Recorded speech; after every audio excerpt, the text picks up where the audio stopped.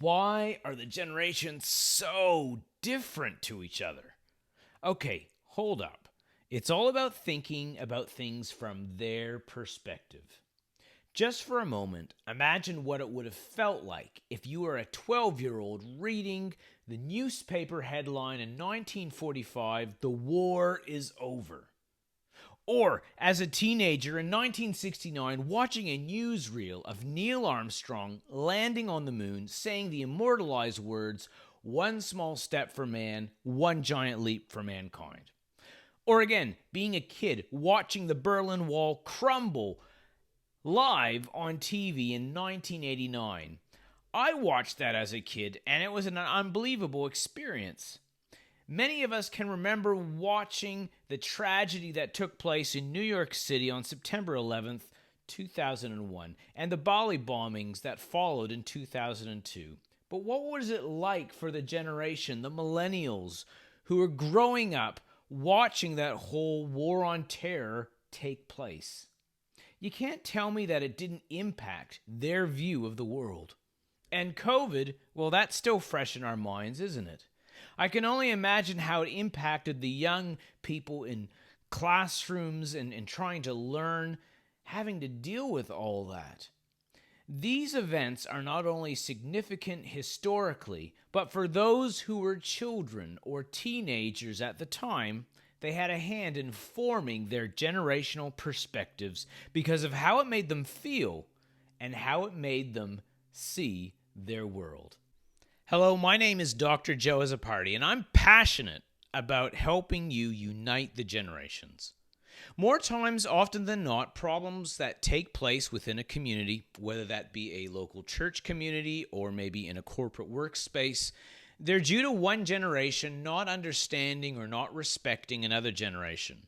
Whether we're talking about disputes regarding leadership or music style or how one takes care of a group, when there are different age groups involved, generational differences are often barriers to unity. But it doesn't have to be that way. Generational differences can become what makes a community more functional and stronger and healthier in the long run.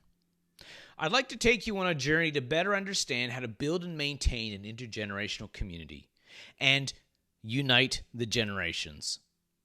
This seminar is called What's a Generation? And we'll be talking about what it means to be a generation and why each generation is different to each other. To start off with, let's talk about what a generation actually is. Most people would say that a generation is a group of people who were born at a similar point in time. And that is true. However, what most people don't realize is that that's only half of what defines a generation. The other half has to do with the culture the group of people born into were a part of. You see, a generation is considered a subculture of its own. Let me give you an example. Let's say we're looking at two people, both born in September 1981. However, one is born in Auckland, New Zealand, while the other one is born in Moscow, Russia. Will they grow up with similar values and perspectives because they were born in a similar time period? No, not at all. Why? Because someone growing up in Moscow during the 1980s and 90s will have a very different experience to someone growing up in New Zealand at the same point in time. You see, what you probably already realize is that people in the same generation have a tendency to have similar perspectives and values when it comes to their basic outlook on life. But that's because they share a similar timeline and culture. Of course, they are not completely the same. Everyone has unique opinions, values, and perspectives because everyone has a different experience and they make their own unique choices in life.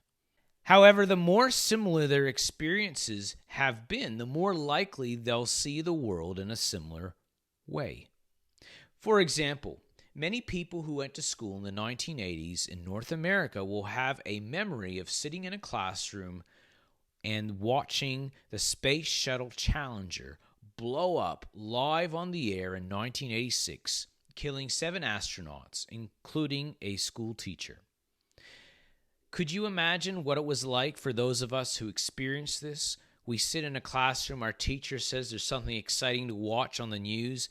We watch it on the news and the space shuttle blows up.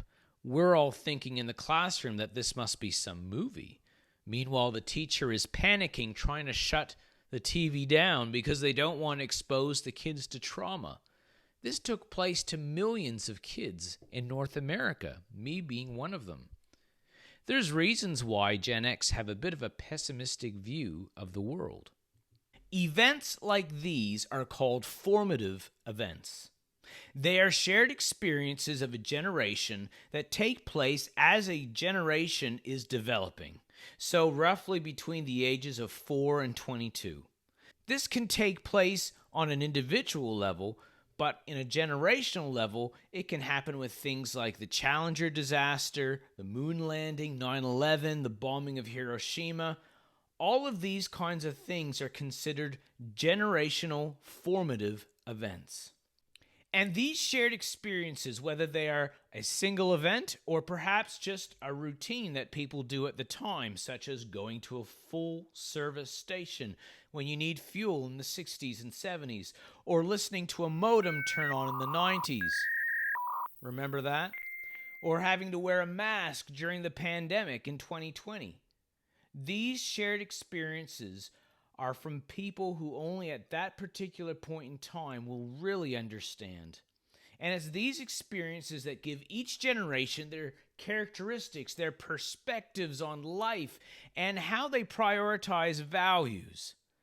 And unfortunately, it's usually these differences between generations that can cause misunderstandings, frustration, and sometimes even rage.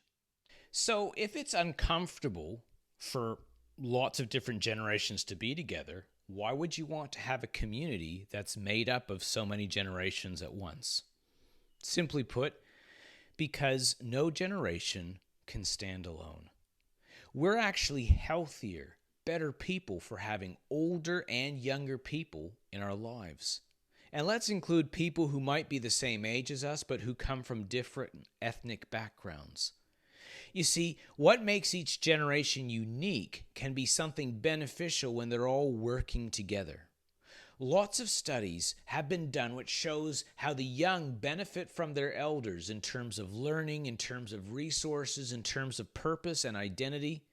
And the same is true for older people benefiting from those who are younger.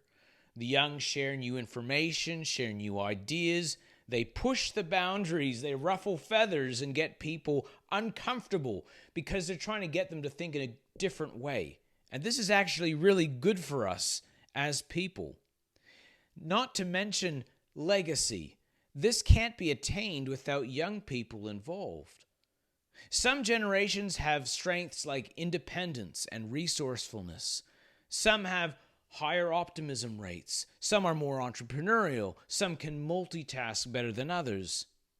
All generations have been through hard things in their life, and so they can empathize when different things happen to different people in the community. Diversity in community means that there's more perspectives on how to solve problems. Diversity also means there's a certain amount of challenge and discomfort. And I know some people don't like discomfort, but we actually need discomfort to learn and to become better people. One of several employments I've had in the past is that of a church minister. And one church in particular I pastored was a young adult church, to which, to start with, I thought would be the perfect church. I had a MA in youth and young adult ministry. I love spending time with young adults. I thought you can't get any better than this. But the longer I was there, the more I saw that this was not the case. There was nothing the church offered children, and so there were hardly any teens or kids present.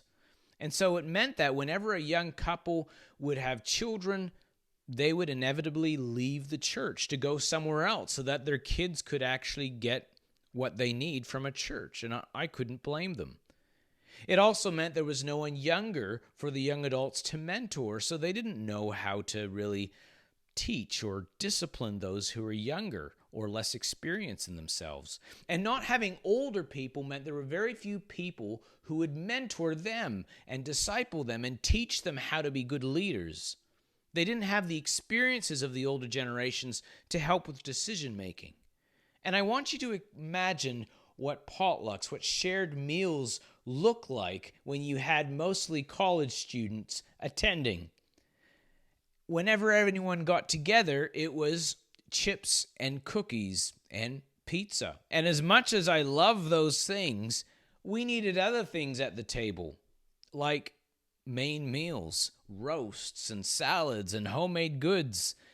And young adults going through college also are not known for having a lot of money. So you can imagine how well we were going financially. We needed other generations in the church, or we were going to die as a community. We need each other. No generation can stand alone, and the healthiest community you can create, as far as my research has looked at, is an intergenerational community. In our next seminar, we're going to talk about what it actually means to be an intergenerational community. I hope you'll join us. I'm DrJJAzz, Azzopardi, helping you unite the generations. Thanks again for tuning into this seminar. Let me know in the comments if there's something that you found helpful or interesting, and if you want to know when I drop more content, please hit that subscribe button and give me a like. If you're part of a community that could use a hand when it comes to the intergenerational space, you can visit my website, unitethegenerations.org, to find out how I can specifically help you on your journey in growing an intergenerational community. Whether it's community assessment, coaching, or training, or even if you just want to chat, please check out my site and reach out.